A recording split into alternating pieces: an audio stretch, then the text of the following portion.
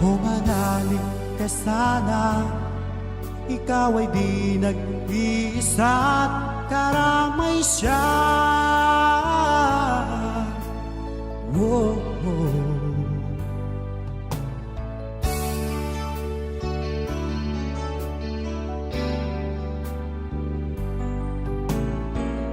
Ang ibon sa kaparangan, minsan may di tinalikdan, higit kanyang minamahal, pagkat ika'y kanyang nilalang.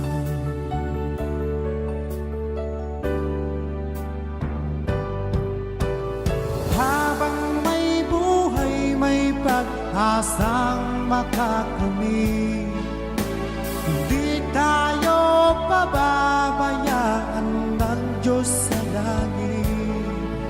Humanalig ka sa